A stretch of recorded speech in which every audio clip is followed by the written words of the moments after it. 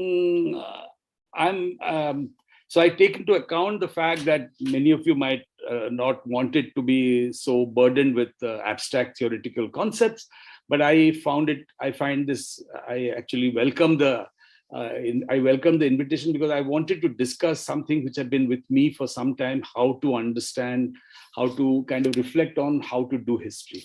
So I'll start off with the idea that I want to know basically how do we create meanings out of the so-called facts. There are many methods of how to create meanings out of it, because what is history? But it's not just a string of facts. You just don't put together facts in one kind of string. That's an important part. You have to know the facts, you have to get the facts right, but it is in trying to generate meaning that we develop some ideas of or at least history becomes, then it becomes meaningful. History is meaningful the way we mold these facts, or how do we interpret, or how do we find fact. In a way, how does meaning arise from facts? And this has always bothered me, and I knew that a lot of philosophers also were bothered. Does meaning flow out of facts, like steam out of water? When you heat water, steam comes out. Does meaning come out like that? That you just work on the facts and they produce a meaning by that? They don't. They don't, and we know that. So what are the methods used by historians, especially, to find these to create meaning? And we know that there are many ways in which historians have done it. One is, of course, that they use the basic methods or basic tools used by scientists or any inquirer or social scientist in some ways. What they do is to kind of use the standard tools of gathering facts, finding relevant facts, and then putting some operation on it, certain mental operation, both mental as well as material operation, through which concepts are there, or use concepts to in a way generate meanings out of these facts. You use standard. We know that there are two basic ways in which most of this have been done. First is to generate inferences through deductive reasoning. That means you have a set of theoretical premises, certain well-known laws or something you know very well, and you apply it to these facts and then generate an inference. So you deduce a meaning. Hindi में इसको कहते हैं शायद मैं हिंदी में उसका मतलब नहीं समझ पाया, निगमात्मक. That means something from the general you come to the concrete thing. You actually from a cause, general cause, you find the effect. So ये इसका नाम है निगमात्मक analysis or निगमात्मक deductive reasoning. निगमनात्मक तर्क. Okay. Then the other is inductive reasoning, which we know, comes from a set of facts, and then we generate general laws from the facts. From facts, we make kind of find a generalization. That's called generalization through inductive reasoning. इसको हिंदी में विवेचनात्मक कहते हैं या आगमनात्मक कहते हैं. But basically, from a set of facts, you generate, from a small sample of facts, you generate larger inferences. You draw large inferences. But how do we go from one to the other? Deductive reasoning we can understand, because actually the premises contain already. The premises, that means the assumptions, already contain within them the inference. So all you have to do is just take out the inference from the enclosure of the facts themselves, or set of facts from which you draw out the inference. They're already enclosed there. But how does, from inductive reasoning, how do we take this jump from, how do we generate and jump from there and find meaning from jumping from facts, a small number of facts, to find some meaningful way of explaining it? Some people have said that this is a completely different way of thinking, that it is an interpretative mode, hermeneutics. That is the way in which you study or try to develop meaning by studying text. First by studying text, but historians apply it to several such semiotic or systems of science to derive certain meanings. How does meaning leap out from there? In fact, I was always very worried about that. I was, of course, trained in science, so I had some basic scientific method knowledge, but I didn't see how it could be applied to history in historical thing, where it is so much is dependent on this interpretative modality. So in this thing, I tried to understand, and I'm going to say that what happened when I was in 1980, I was I was studying I just joined my PhD program, my MPhil PhD program at JNU, and I had just had a very kind of abbreviated training in history for 2 years in masters. I was barely I must say I was a complete, but it's there that I started learning about. And then in 1980, I remember chancing upon this article by Carlo Ginzburg, which came out in 1980 in a journal called History Workshop Journal. And that was I was completely taken up by this. And perhaps my love for history, or at least the idea that I could do history, was triggered by Ginsberg's this wonderful essay. So what I'm going to do is basically look at 4 essays and four kind of stories which would come out from these essays. So first is Carlo Ginzburg's essay called Morelli, Freud, and Holmes. Holmes is Sherlock Holmes, called Clues and Scientific Method. It came out in 1980, a translation of Italian translation of Ginzburg is now very famous. I hadn't read his most famous work, which is Cheese and Worms, but I read this article, and it gave me an amazing way of looking at it, because it was so wide ranging. So I want to just tell you how or what things came to me. How do we generate meaning from? And there I learned that whatever happens, and this is a problem, तथ्य से समझ कैसे निकलते हैं, उसके बारे में जो बताए थे कार्लो गिन्सबर्ग, वो एक बहुत ही इंटरेस्टिंग तरीका था. उनका था कि देखिए, जैसे the way the hunters track animals, जैसे वो ट्रैक करते हैं, क्लूज देख के, छोटा सा क्लू, किसी का फुटप्रिंट देख के उसके अंदर से निकालते हैं, इमेजिन करते हैं, अच्छा यहाँ से एक टाइगर गया है, टाइगर का थोड़ा सा किसी ये से देख के, वो द नियोलिथिक हंटर टाइम से people have the tracking from clues and imagining the object of your hunting object of your hunt. That ability was at the heart, as he said, of understanding. And he connected it to the way Sherlock Holmes did it. और Sherlock Holmes, आपने कोई भी पढ़ा है Sherlock Holmes की कहानियां, तो उसमें कैसे Sherlock Holmes छोटी छोटी क्लूज से पूरी एक बड़ा चित्र बनाते हैं.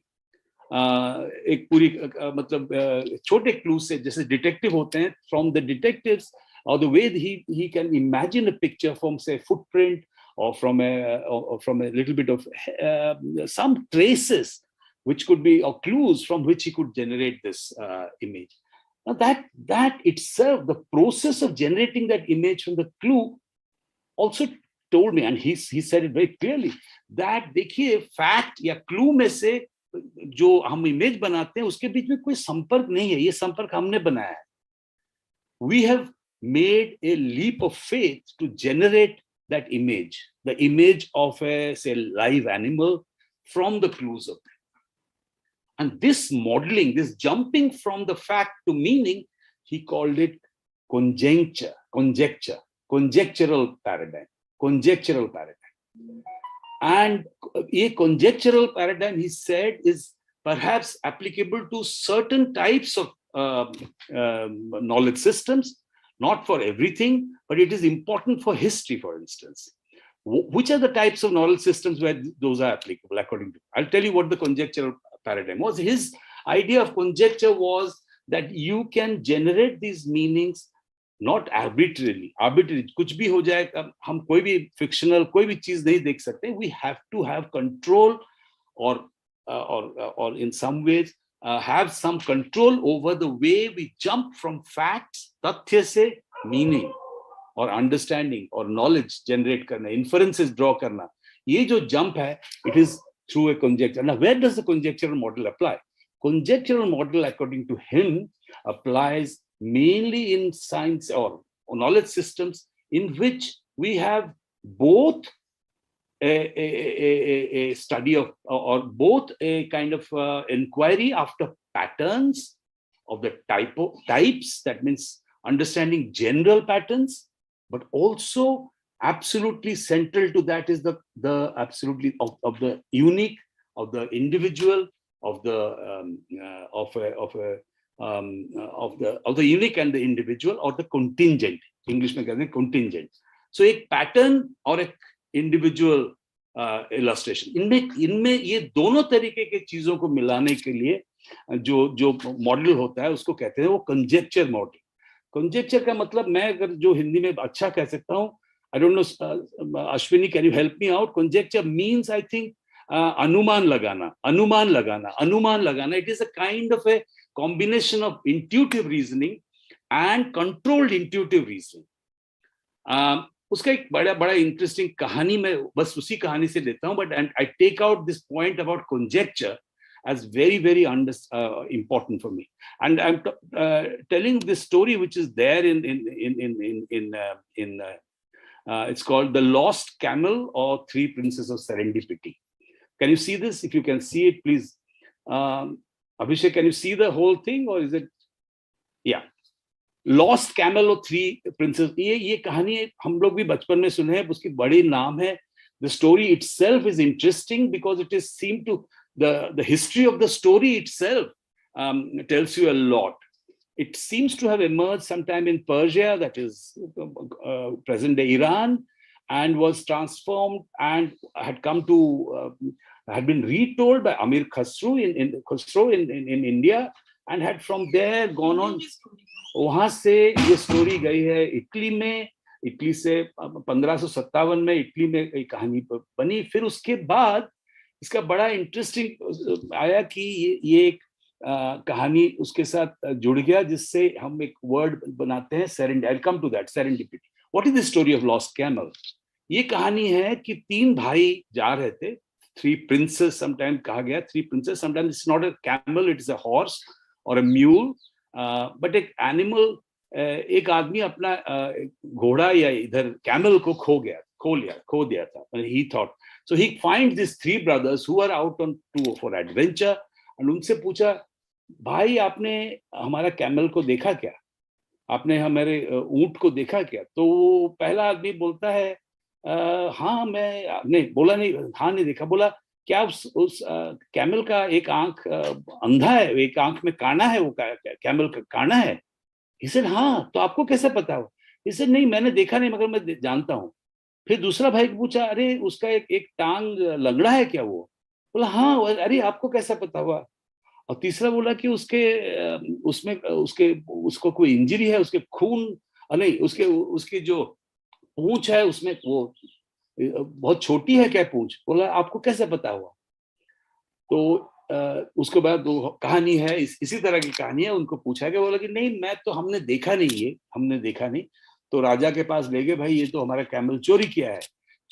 तीनों भाई ने बोले, नहीं हम चोरी नहीं किए, बट हम अपना इसी क्लूज से हम आपको बता सकते हैं कैसे पता चला कि कैमल कैसा है. तो राजा बोला, कैसे?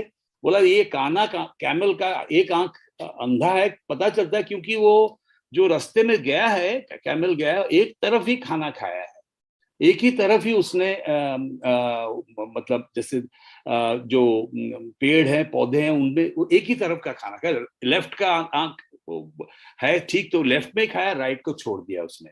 तो उससे हमें पता चला कि वो एक तरफा जो खा रहा है उसके लिए वो एक खाना है. उसका फुटप्रिंट पता चल रहा है कि वो एक पैर लंगड़ा के चल रहा है, क्योंकि लंगड़ा के वो ड्रैग कर रहा है अपना पैर को. तो उससे हमें पता चला कि वो लेम है. तीसरा है कि he has now, what do you call, he has there are these flies जो कि या bees या कोई इंसेक्ट उसको काट रहे हैं, उससे उसके खून निकल रहा है, मगर ये अपनी छोटी पूंछ होने के कारण उसको हटा नहीं पा रहा है और खून के धब्बे गिर रहे हैं. हम देख लिए कि ये इसका प्रॉब्लम, ऐसे कैमल है. एज इट टर्न्ड आउट उसका कैमल मिल गए, बट राजा खुश होकर इन 3 भाइयों को एडवाइजर बना दिया। यही कहानी बहुत दूर जाके बन गया, called the 3 princes of Serendip. Now Serendip is the name for Sri Lanka. Suvarnadeepa कहते हैं या सिन्हला दीपा से the word came Serendip, and this word became then the origin of, and this story exactly, 3 princes of Serendip became the story about, and the term serendipity. Serendipity is where you generate a excess of, that means you get a windfall gain. Somehow आपको बहुत जो आपको पता नहीं, आपको chance मिला, मगर उससे बहुत ज्यादा आपको कोइंसिडेंस हुआ या कैसे हुआ, आपको एक बहुत ज्यादा फल मिल गया. So this form of being is called serendipity. यानी आप कहीं जा रहे हैं, कुछ चीज मिल गया आपको, जैसे कोई फल मिल गया बहुत जल्दी.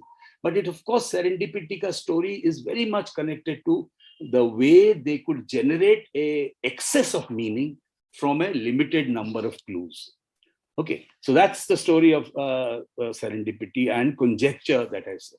The second story that I wanted to tell you comes from another philosopher whom I read that time, exactly in 1980s. I was reading this book called Theory of History by Agnes Heller.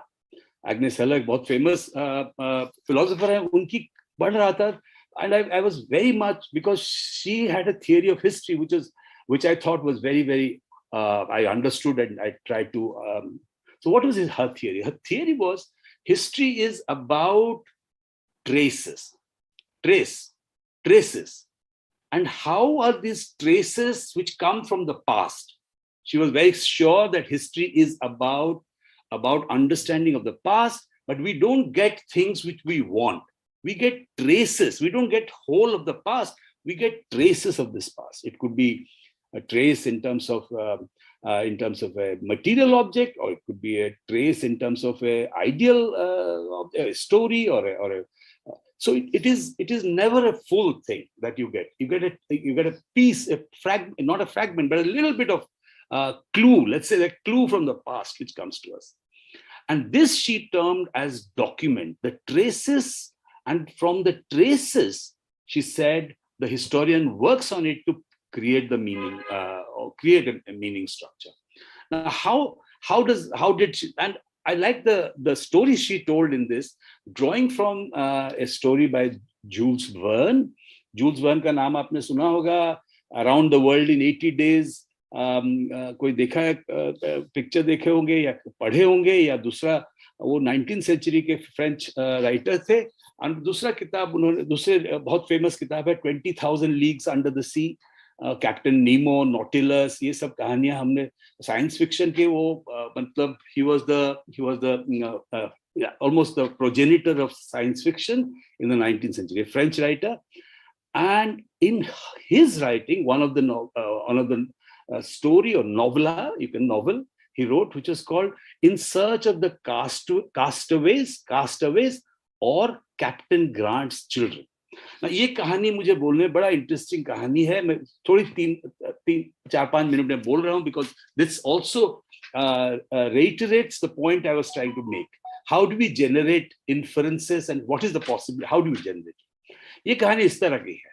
एक जहाज 19th century का है, एक ship owned by a very rich Englishman and his family. They are traveling around England, and on the Scotland की जो northern channel है, Scotland और England और Northern Sea के ऊपर, वहाँ जब travel कर रहे हैं तो उनको वहाँ एक मछली उनके लोगों ने मिला. तो मछली जो पकड़े वो शार्क, वो तो मिलना नहीं, बोले शार्क यहाँ कैसे आ गया. तो शार्क मछली देखे, तो जब वो शार्क देखे, अच्छा देख लिया, अच्छा उसको फेंक दे रहे थे, काट दिए थे, फिर उसको फेंक रहे थे, देखे कि उसके पेट में एक बॉटल नुमा कोई चीज है. तो ओनर बोले, लॉर्ड, उसका नाम था लॉर्ड ग्लेनवेरन, वो बोले अरे इसके अंदर देखो, ये कभी कभी इनके ये में काफी इंपॉर्टेंट डॉक्यूमेंट भी मिल जाए, डॉक्यूमेंट मिलता है. तो क्या मिला उसके अंदर? एक बोतल मिला. बोला अरे ये बोतल क्या है? सो बोतल के अंदर वो देखे कि वो बोतल बहुत वो है, उसके अंदर कुछ मैसेजेस थे. अनफॉर्चुनेटली वो मैसेज जो है पानी अंदर घुस गया, तो मैसेज में लिखा हुआ था हाथ में कुछ, मगर वो ठीक से पढ़ा नहीं पा। 3 डॉक्यूमेंट थे, एक फ्रेंच में था, एक जर्मन में था और एक इंग्लिश में था। ये तीनों डॉक्यूमेंट को वो लिख के वो पूछे कि क्या लिखा हुआ है। तब धीरे धीरे वो डॉक्यूमेंट जो लिखा है, unfortunately I couldn't show you, it's a small snippet, एक छोटा सा स्निपेट है। जैसे कि समझिए कि एक किताब, एक पन्ने पर पानी पानी फिर गया, तो कुछ कुछ वर्ड्स दिख रहे हैं, कुछ कुछ आधा दिख रहा है कुछ। तो उन्होंने वो उसको पढ़ के उसको समझने की कोशिश, just like a historian or anyone tries to read a document where full information is not there and try to generate understanding, a full picture करने। तो इस कहानी ऐसा है कि पहले वो उनको लगा अच्छा ठीक है, इससे पता चले एक ब्रिटिश शिप कैप्टन, उसका नाम था कैप्टन ग्रांट। वो 2 साल पहले वो पृथ्वी के भ्रमण कर, मतलब वो किसी ये पे गए थे, वॉयज पर गए थे दूर रास्ते पे, और उनके उसके बाद उसका खबर नहीं है। वो ग्लासगो से गए थे, उनका खबर नहीं है, 2 साल से वो मिसिंग है। तो ये देखे बोला शायद इसी में उनका क्लू है, कैप्टन ग्रांट ने शायद इसको फेंका है, हमें देखेंगे क्या मिल रहा है। तो ये कहानी जो कैप्टन ग्रांट की कहानी, तो फिर वो उसको पढ़ के वो कहता अच्छा ठीक है। तब उनको लगा कि ये वाला देखिए खाली लैटिट्यूड लिखा हुआ, लॉन्गिट्यूड नहीं दिया गया है, तो कैसे एनीवे तो एक थियोरी लगाया उन्होंने। उस थियोरी से ये जो जो छोटे छोटे फैक्ट थे उनको मिला के बोले अच्छा ये तो लग रहा है कि साउथ अमेरिका में वो है। तो वो साउथ अमेरिका चले गए। वो कहानी है कैसे वो साउथ अमेरिका गए, साउथ अमेरिका में खोजे साउथ। ये एक्चुअली ये कहानी अपने आप में जूल्स वर्न की एक एडवेंचर स्टोरी है। वो साउथ सदर्न हेमिस्फीयर में बहुत सारे नए जगह की डिस्क्रिप्शंस होती हैं। तो वो पैटागोनिया गए, चिले गए, और उनकी कहानी अलग है। बट वो जैसे लगा कि वो कैप्टन ग्रांट वहां मिले नहीं। फिर वहां से फिर उन्होंने एक नया थ्योरी लगाया कि अच्छा शायद ये नहीं है, ऐसे है। वो कहाँ गए? ऑस्ट्रेलिया। बोले ऑस्ट्रेलिया में शायद है। तो वहां से वो ऑस्ट्रेलिया पहुंचे। फिर वहां ऑस्ट्रेलिया में बहुत सारी कहानियां, ऑस्ट्रेलिया में उनको हर जगह उन्हें मिलते हैं। वहां के आदिवासी लोग हैं जैसे, वहां भी मिले, और वहां मिलके वो देखे वहां भी नहीं है। फिर गए न्यूजीलैंड, न्यूजीलैंड भी नहीं मिला। मगर न्यूजीलैंड में और कोई बाई चांस एक जगह में आदमी मिल गए।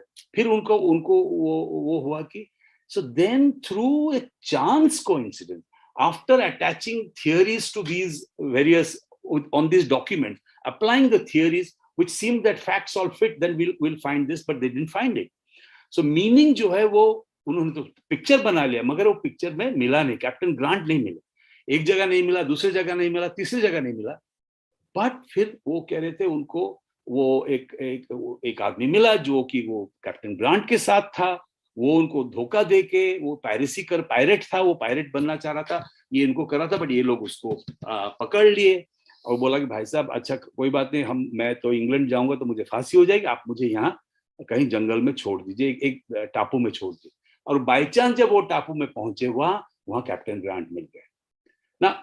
Again this idea of a serendipity, that by after applying all kinds of theories and going through it, a chance conjuncture, chance meeting produces the final result. The result, supposing your inference is to be there, Captain Grant is your object, you want to find the answer, but Captain Grant को आप जिस तरह से theory लगाए, वो facts लगाए, उससे नहीं मिला, वो चांस की एनकाउंटर से मिला, कॉन्टिजेंसी से मिला ना। इसी से जो एग्नेस हेलर की कहानी है, एग्नेस हेलर की कि look, historians are condemned to interpret, even if their interpretations do not find the historical truth. They have to interpret, they have to go in search of captain grant. मगर captain grant तुम्हारी theory से मिले नहीं, एक बार नहीं मिले, 2 बार नहीं मिले, मगर मिलते कब है? Through conjuncture, through coincidence and conjuncture. ये मेरी दूसरी कहानी। Coincidence, contingence and conjuncture produces the final meaning. Now this I take it as the third story that I want to speak about, which is about which is again an interesting where I reiterate how we generate, how can you generate meaning and the problems or the possibilities that we have. So this again is about it's a well-known story. आप लोग captain cook की नाम जानते हैं. Death of captain cook 1779 फरवरी 14 में हवाई में उनकी थर्ड वॉयज में he was killed in Hawaii. 1779 February 14th, अभी वो है वैलेंटाइंस डे, अभी कुछ दिन में है परसों. He was killed in Hawaii. Now there has been always been a story about how he was killed. Why he was killed? He was killed by the local Hawaiian, जो indigenous people थे. They killed him. Now, Captain Cook is a kind of a great मतलब explorer, discoverer of lands. उनके Australia के जगह पे discovery किए थे Australia. उनके नाम पे भी आइलैंड्स है. वो सदर्न हेमिस्फीयर में काफी घूमे हैं. तो कैप्टन कुक की डेथ के बारे में काफी दिन तक 1960 वो ना कि केवल उनके डेथ अराउंड मिथ बन गए. वो बहुत ही मतलब he was a hero, a martyr in some sense, and the story has been so why was he killed? Some said that he broke a taboo, or he was killed because of the deceitful nature of these people, or that they were जो आदिवासी लोग थे वो सह नहीं पाए, वो मार गए.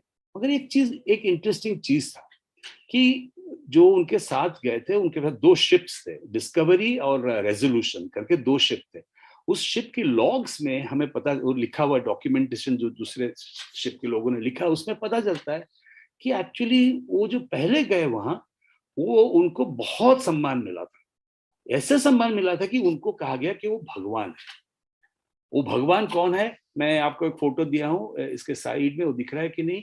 ये वाली जो this painting is about how captain cook, this is captain cook here, and he's being murdered by someone from behind. And on your right, if you can see that, Ashwini, आप देख पा रहे हैं? हाँ, okay. I can't see it because I think my thing is anyway. Okay, this is called the god Lono, and he is at one point captain cook को मतलब लोनो की तरह माना गया था. लोनो कौन है? लोनो जो हवाई के ये में, Lono was a god of fertility god. और उनका जो आगमन होता है, या उनकी जो ये होती है, जो पूजा होती है वहाँ, वो पूजा होता है वो हवाईयन न्यू ईयर में. हवाईयन न्यू ईयर क्या होता है? 3-4 महीने का उनका सेलिब्रेशन होता है. हवाई की बहुत सारे आइलैंड्स हैं, हवाई में बहुत सारे आइलैंड्स हैं. तो डिफरेंट आइलैंड्स में ये है कि ये जो गॉड है, ये फर्टिलिटी रिप्रेजेंट करते हैं. उनके बाद अच्छा फसल हो, अच्छा उनको प्रॉस्पेरिटी मिले लोगों को, इसलिए करते हैं वो लोग. मगर एक अजीब सा रिचुअल भी है. लोनो जो है वो आते हैं 4 महीने, मतलब एक पीरियड होता है जब आप जानते हैं क्या कहते हैं उसको, 7 प्लीड्स जो है, 7 सिस्टर्स हम कहते हैं, जो तारापुंज हैं, आकाश में दिखते हैं तारापुंज, 7 सिस्टर्स प्लीड्स. उसको वो जब हवाई की ये में दिखता है, पहले शाम की वो में पहले जब उठता है अक्टूबर के महीने में, तब वो ये सेलिब्रेशन शुरू होता है. और वो 4 महीना तक चलता है, और वो रफली अबाउट जनवरी या फरवरी तक चलता है. तो क्या हुआ कि जब और एक इंटरेस्टिंग चीज है, ये लोनो जो है जब आते हैं, उनको वो पूरा सारा आइलैंड को घूमते हैं, चारों तरफ घूमते हैं, एक क्लॉकवाइज तरीके से घूम के आते हैं, और जहां से शुरू हुआ है अल्टीमेटली वहां तक आते हैं. और इससे ये इनकी स्टोरी जो है, रिचुअल जो है, काफी कॉम्प्लिकेटेड रिचुअल है. उसमें राजा या चीफ्स जो है, चीफ जो सबसे बड़ा चीफ है, और उनका संबंध है लोनो, और उनका बीच में एक मॉक फाइटिंग भी होता है, मॉक लड़ाई होती है. और ऐसा है कि लोनो एक तरह से लोनो का मृत्यु, और लोनो मर जाते हैं, जैसे हमारे कहते हैं विसर्जन होता है, वो उनका विसर्जन हो जाता है, फिर वो खत्म हो जाता है उनका कहानी. सो एक है कि वो क्लॉकवाइज घूम के, हर आइलैंड में घूम के, हर जगह पे घूम के फाइनली वहां आते हैं. फिर वो उनको एक लड़ाई होती है लोनो की आर्मी और चीफ की आर्मी में. फिर उनको लोनो को भेज देते हैं लोग. तो उसके बाद फिर फर्टिलिटी रिचुअल, सब बहुत सारे खेल और ये सब होते हैं, अच्छा होता है. ऐसा हुआ कि कैप्टन कुक जो है वो काफी दिन से 3 बार वो उस एरिया में घूमे हुए, काफी दिन से घूमे हुए थे, तो उनको काफी वो न्यूजीलैंड में माओरी लोगों के साथ, सैंडविच आइलैंड में, ताहिती में, पॉलिनेशिया के सारे आइलैंड्स में कैप्टन कुक के बड़े, मतलब वो उन्होंने काफी इंटरेस्टिंग संबंध रखे हैं उन्होंने। तो वो आके हवाई में जब पहुंचे हैं, वो पहुंचते हैं जनवरी 17 को। जनवरी 17 है ये जो फेस्टिवल है, न्यू ईयर फेस्टिवल का बीचों बीच दिसंबर में। और फेस्टिवल में जब पहुंचते हैं तो वो जब देखते हैं कि हजारों की संख्या में लोग आते हैं उनको देख के, हजारों की संख्या, 10,000, nearly 10,000 islanders come to collect him and to give him food, give him all kinds of things. They start giving. They're totally, because they, according to, I'm going to talk about it, they think that he's the god Lono, who's arrived on his that because he had come circumambulating right clockwise में होके वो आके पहुंचे थे 17 तारीख को। वहां 17 तारीख को उस जगह पे पहुंचे, तो उसको वो लगा कि ये लास्ट 20 दिन जो उनका लास्ट फेस्टिवल है, उसी के टाइम में ये भगवान व्हाइट गॉड आके पहुंचे हैं। और इसीलिए उनको काफी एक सम्मान के साथ लिया गया, उनको लिया गया। वो इनफैक्ट वो भी खुद अपने आप को भगवान समझ के उस जगह टेम्पल में रहे, अच्छा से वो रहे वहाँ कैप्टन कुक, और कुछ दिन रहे, 15 दिन तक। और 2 तारीख फरवरी 2 को जब ये पूरा उनका जो नया सिस्टम खत्म, 4 महीना का सेलिब्रेशन खत्म हो गया, उनको वापस जाना है और वो चले भी गए वापस। 2 तारीख को वो फरवरी 2 को वापस चले गए। वो चले गए जब वापस, उनको काफी आराम से ये सब भेजा गया, वापस भेजा गया उनको मानने करने के लिए। मगर जब वो चले गए, रास्ते में उनका जो है शिप खराब हो गया, मतलब उसका जो वो सेलिंग मास्ट था वो टूट गया और वो उनको फिर वापस आना पड़ा। मगर जो वापस आए तो लोगों ने देखा कि ये तो वापस आ गए, क्योंकि लोनों की जो सर्कुलेशन है वो एक बार हर साल में एक बार चले जाते हैं, वो अगर फिर वापस आ गए तो एक बड़ा अशुभ माना गया। और ये लोग काफी जब ये पहुंचे, ये सोचे कि हमें फिर से वैसे ही मिलेगा, मगर उनको ऐसे नहीं मिला। काफी हॉस्टाइल रहे लोग। बोले आप कैसे आ गए? बोले हम तो आए, हम अपना करें। तो वहां देखे कि काफी लोगों में काफी असंतोष रहा, काफी चोरी करके उनके सामान ले गए शिप से लोग। Instead of giving them things, they took away things. And तब देखा गया कि लोनो तो ये गुस्सा होके जब गए अंदर वहां, तो फिर वो अपने वो जो चीफ थे उनको लेके आ रहे थे, चलो तुम देखो हमारा क्या चोरी किया है तुम लोग। तो जब ला रहे थे रास्ते में, तो पूरा उन पे टूट पड़े लोग और उनको मार दिया गया। ये जो पेंटिंग है वो उनकी जो ऑफिशियल पेंटिंग से बने, ऑफिशियल शिप का जो पेंटर था उसी ने खुद जॉन बर्बर करके उसका पेंटिंग से आया है। Now this particular understanding, yes, Vasudha, yes, hello Vasudha, okay. So they came back, and what happens now is that Captain Cook आ गए तो मर गए, उनको मार दिया गया। और लोगों पूछा गया क्या क्या, फिर वो उनको मार के उनके बदन को पूरा काट गया सब कुछ। एंड वो कुछ उनका जो अस्थि विशेष था उसको लेके वहां उनके शिप में गया। बोले भाई आप क्या वापस फिर से आ जाओगे? क्योंकि वो तो समझ रहे हैं कि गॉड है तो वापस आ जाएंगे। ये जो कहानी है इसको मार्शल शाहलिन्स एक बहुत ही फेमस एंथ्रोपोलॉजिस्ट है, और मेरे पे उनका काफी इन्फ्लुएंस उनसे।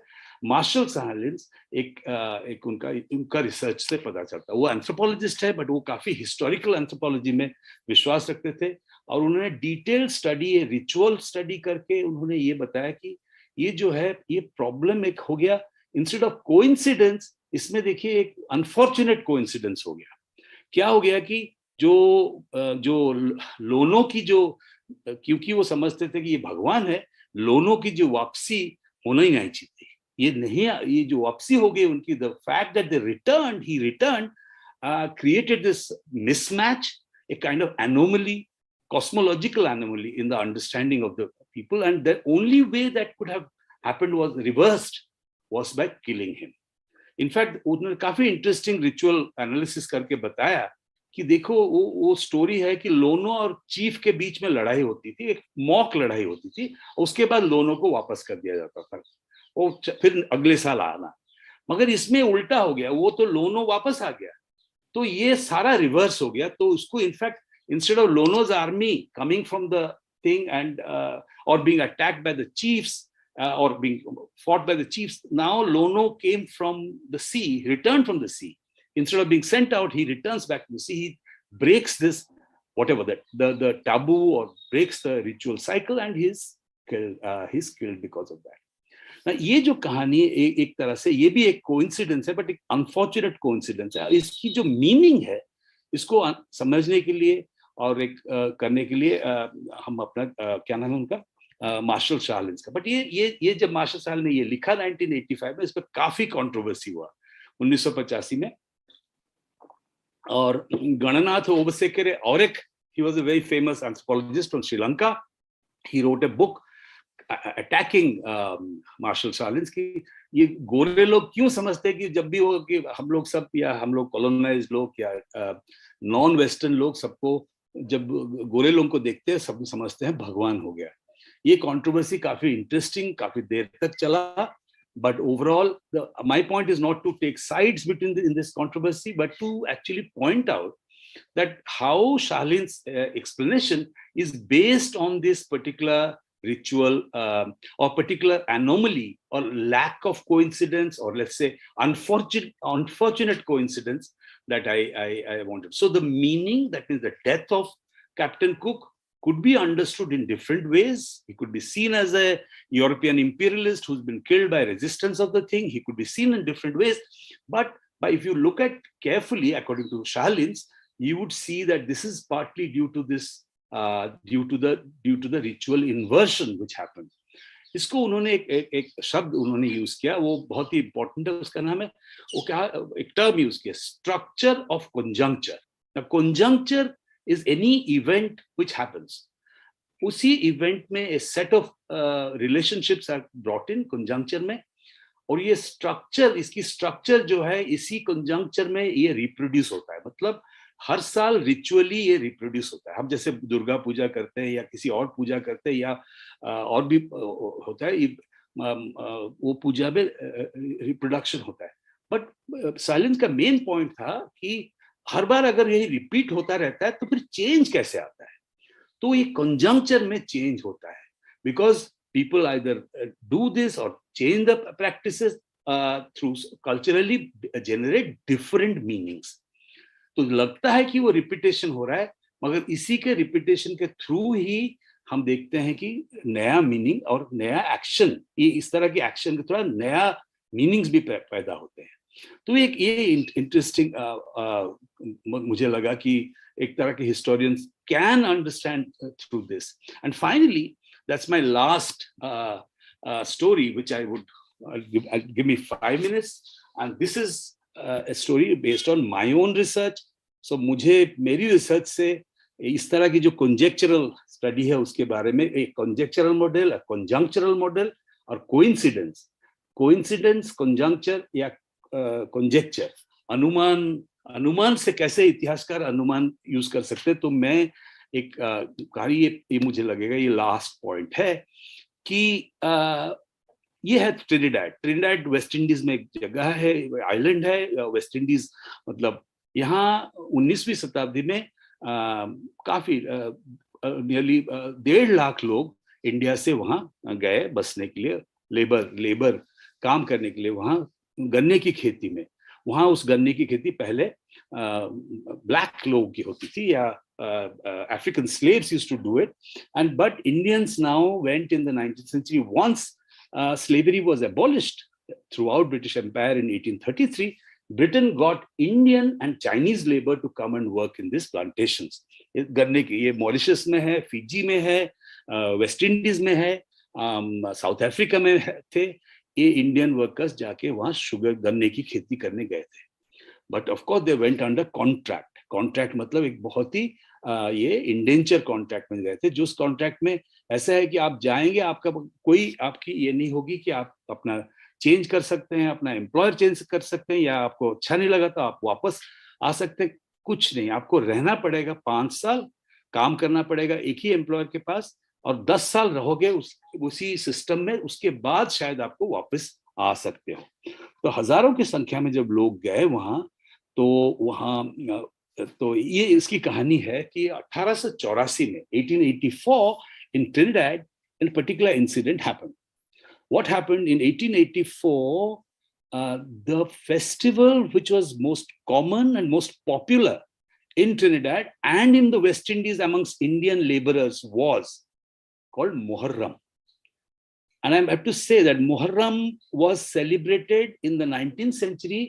मुहर्रम जानते हैं, इस्लामिक शिया इस्लामिक फेस्टिवल है, बट सुन्नी भारत में सुन्नी भी करते हैं उसको, और कहीं कहीं सुन्नी और शिया में झगड़ा भी होती थी, और मुहर्रम के कारण बहुत झगड़ा भी होते थे हिंदू मुस्लिम में, मगर हिंदू लोग काफी इसमें करते हैं। But amazing thing in the labour diaspora जो था इन 19th सेंचुरी में, कि Muharram was the most important festival, not anything else. Muharram में ताजिया बनाना, ये जो ताजिया मैंने मैं दिखा रहा हूँ ताजिया है, वो ताजिया बनाते थे, और 10 दिन ताजिया के पास वो काफी फेस्टिवल होता था उसी हर ये में, और लास्ट डे में ताजिया को लेकर प्लांटेशंस में या एस्टेट्स में, शुगर एस्टेट से बाहर लोग लेके आके उसको पानी में, शहर में पानी में डालते थे। ये जो प्रथा है ये 1855 में पहले बार मुहर्रम आया। मुहर्रम की फेस्टिवल को हम जानते हैं रिकॉर्डेड हुआ ट्रिनिडाड में, और ये 1884 ऑलमोस्ट 30 इयर्स के बाद ये कहानी। उसमें क्या हुआ है कि सरकार ने मना कर दिया कि आप ये प्रोसेशन, मुहर्रम का प्रोसेशन नहीं कर सकते। आप रास्ते में लेके हजारों की संख्या में हर स्टेट से लोग 10-12 हजार, कभी कभी 15-20 हजार लोग जाते थे शहर में। शहर छोटी होती थी, वहां प्लांटर्स रहते थे, बड़े बड़े वो रहते थे, वो बड़े डर जाते थे, इतने सारे इंडियन वर्कर्स जाके पहुंचते, और काफी ड्रम वम लगा के नाचते थे, और उसके साथ वो लकड़ी का वो खेलते थे, क्या कहते हैं, स्टिक प्ले करते थे, आप जानते हैं वो लाठी का खेल वो करते थे। ज्यादातर लोग जो है 90% जो है आए थे from Bihar and UP, and amongst them 90% were Hindus, or 85% were Hindus, and 15% were Muslims. But this was a festival of the Hindus and Muslims together, all of them. What happens on 1884? Throughout, from the beginning of the season, the government has banned this procession. Ban कि आप नहीं आ सकते, but 1884 में ये लोग जाते हैं procession में, और वो बैन को डिफाई करके पहुंचते हैं।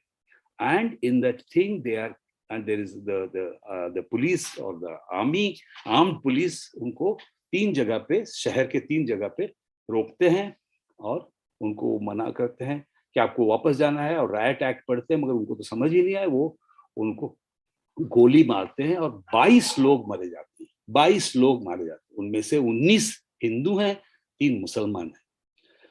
22 people die in this. This is the biggest civil death coming from state action in Trinidad till now. 22 लोग एक साथ गोली कांड में मारे जाते हैं, तो 1840 ये। मगर ये कहानी की बहुत सारी ये हुआ कि एक्सप्लेनेशन काफी है। अभी आजकल मैं दिखा नहीं पा रहा हूँ, मगर आजकल अभी भी ये तो प्रथा तो काफी कम हो गया है। 19th सेंचुरी का 20th सेंचुरी में कम हो गया क्योंकि गवर्नमेंट की बैन के कारण, पर कुछ कुछ छोटे छोटे जगह में ये आजकल फिर रिवाइव हो रहा है, ये ताजिया बनाना। होसे इसको कहते हैं, हाय हसन हाय हुसैन, हुसैन की जो क्राई होती थी उसको देख के लोग उसका कहते थे होसे होसे होसे, होसे उसका नाम, मुहर्रम का नाम होसे हो गया। तो यहाँ 22 people died in this thing. So the question that I asked when I was studying, मैं रिसर्च कर रहा था इस जगह, कि ये क्यों इतना तेजी से लोग मरे, क्यों करे, क्यों, why did they defy it? Is it some kind of उनका कोई मतलब मैडनेस था, मॉब की तरह गए? और हम लोग तो आजकल काफी तब तक हम ट्रेंड थे कि to see certain type of rationality in collective action. ये कोई मैडनेस नहीं था, क्या कारण था? तो जो डोमिनेंट जो नैरेटिव था, जो एक्सप्लेनेशन था, ये था कि ये तो वर्कर, ये इंडियंस का कल्चरल और कम्युनिटी एक्सप्रेशन था, और उसको दबाया जा रहा था, तो ये वो अपने कम्युनिटी के लिए मारे गए। मगर फिर भी मुझे समझ में नहीं इतना कम्युनिटी का क्या ये है, और ये क्यों हुआ कि हिंदू जो है 19%, how did they identify themselves with this festival?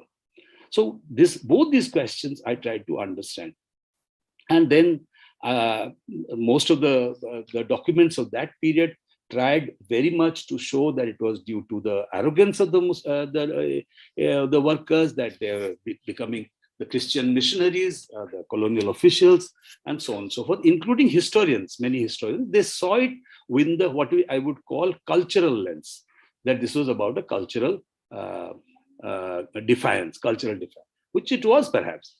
But what I found, and that's where the final point that I want to make, and what I found by studying was that I saw that most of the reports which were written tried to take away the cultural festival away from the plantation economic context. That means they saw it purely in terms of religion and in terms of culture, religious and mainly religion culture. Whatever they didn't understand, what is Hinduism, Shiism, but they tended to look it away purely as a religious cultural value. So since there was such a overwhelming concentration था कि उसको religion के lens से देखा जाए, मैं उसको I tried to bring it back and see it within the context of the plantation. And what helped me to understand and to make a point was this. I found that this thing happened, this massacre happened in a period in October, between September and October, there were several small strikes which had happened in the plantations around this. क्या plantations में state में strikes हुए थे? Strike तो वहां मना था, but छोटे छोटे ग्रुप में लोग जाते रहते थे, जाके वो डिस्ट्रिक्ट मैजिस्ट्रेट के पास कि हमें ये नहीं मिला, हमें ज्यादा काम करा रहे हैं, ये कर रहे हैं. ये मैं देखा कि काफी न्यूज़पेपर रिपोर्ट्स में ये है, मगर बहुत छोटे छोटे हो रहे थे. मगर ये 2 महीने में समझिए कि 22-23 ऐसे छोटे छोटे स्ट्राइक की खबर मैं देखा हूँ, तो जिसमें 100, 200, 500 ऐसे लोग काम कर जा रहे थे. और जाते हैं अपना हर काम बंद नहीं करते थे, वो अपना सारा टूल्स लेके जाते थे, क्योंकि अगर काम बंद करोगे तो तुम्हें जेल में डाल देंगे. तो वो कह रहे थे भाई हम अपना काम को लेके ही जा रहे हैं, हमें काम बहुत ज्यादा करा रहे हैं, तो आप आके हमें देखिए. तो इस तरह के स्ट्राइक की बड़ी सारी छोटे छोटे. और ये नहीं, मैं देखा कि the last 2 years from 1882 to 1884 there was a massive crisis in the sugar industry. Sugar का प्राइस वर्ल्ड मार्केट में आधा हो गया था. उसके कारण जो प्लांटर्स थे बहुत ज्यादा इंटेंसिफाई कर दिए थे काम करना. उसके कारण मैं देखा कि 82 से शुरू होकर 1882 जब से प्राइस खत्म हुआ, ज्यादा से ज्यादा लोगों पे काम का प्रेशर पड़ा और लोग इस तरह से उसको रेजिस्ट, छोटा छोटा स्ट्राइक में रेजिस्ट कर. तो मुझे लगा कि ये दोनों में कोई संबंध जरूर है, and that must be brought in. What help me to bring them in was this I found that generally the strikes which happened, nearly 54 strikes that happened between 82 and 84, मैं देखा, all happened between September and November.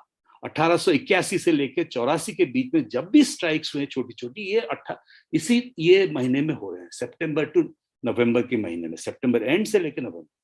ये period actually एक slack period है, plantations में काम नहीं होती है, इतना ज्यादा नहीं है, मगर स्ट्राइक्स उसी वक्त ज्यादा हो रहे थे, क्योंकि इसी वक्त प्लांटर्स चाहते थे कि वर्कर्स का जो काम करने का है उसको बढ़ाएं, क्योंकि अभी तो वो डिपेंडेंट नहीं है, क्योंकि जब वो कटाई होता है तब तो काफी डिपेंडेंट रहते हैं कि लेबर आए, लेबर काम करे, मगर उस वक्त उसको